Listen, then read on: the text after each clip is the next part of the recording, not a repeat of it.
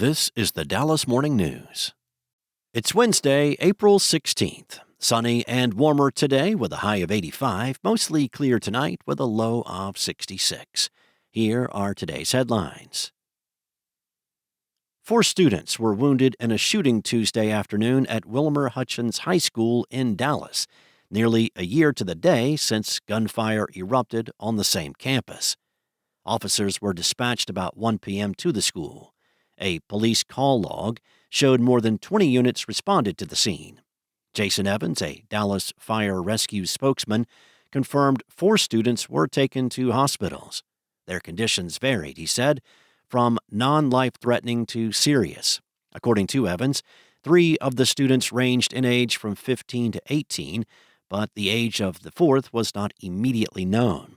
At a news conference, Dallas Schools Superintendent Stephanie Elizalde said the suspected shooter, who was not publicly identified, had not been arrested as of 5 p.m. In an internal police message obtained by the Dallas Morning News, officials provided a description of a suspected person and directed officers across the city to look for him.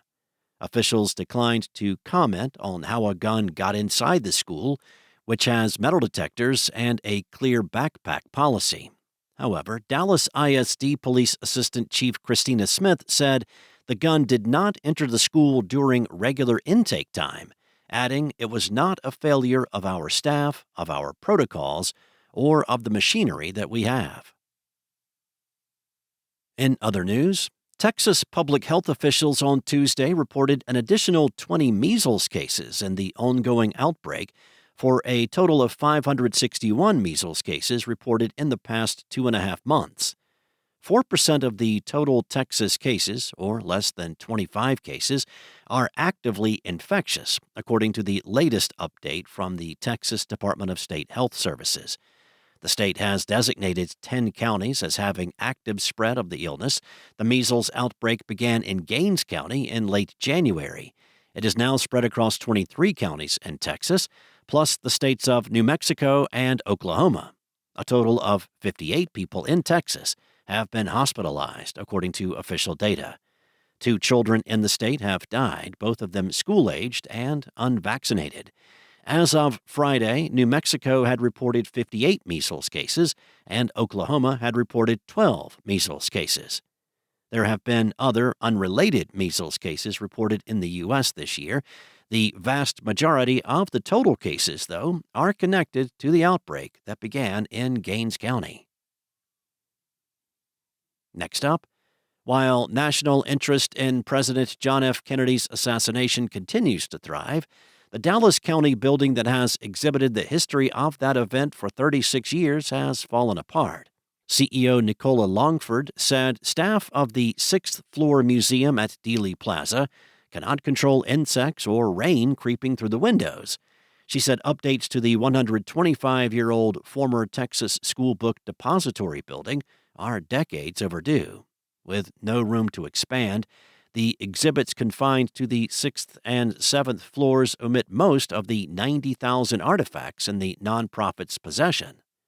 Leaders of the 6th floor museum say the aging landmark is long overdue for an overhaul to repair the building and expand the outdated exhibits centered around the 6th floor window where the Warren Commission said Lee Harvey Oswald shot and killed Kennedy on November 22, 1963. In a discussion on Monday, county officials estimated it could cost $60 million to renovate the infrastructure, but a plan for an overhaul is far from decided. And former University of Texas wide receiver Isaiah Bond asked a woman he allegedly sexually assaulted to sign a non-disclosure agreement and offered her money. That's according to a Frisco police arrest warrant affidavit. The 21-year-old Bond was arrested last week after he turned himself into Frisco police and was released after posting bail at $25,000 shortly after. He faces a sexual assault charge. Bond, who declared for the NFL draft earlier this year, played 1 season for the Longhorns after spending the previous 2 at the University of Alabama. In a written statement released after his arrest, Bond called the allegations patently false and asked for the time and opportunity to defend himself. According to the police arrest warrant affidavit, police met with the alleged victim at a hospital in Dallas on February 6th. At the hospital, the woman told police she had been communicating with Bond over social media since October and agreed to meet him at his apartment in Frisco on February 4th. Thanks for listening. For more on today's stories and the latest breaking news, visit dallasnews.com. Enjoy your day, and I'll be back tomorrow with more from the Dallas Morning News.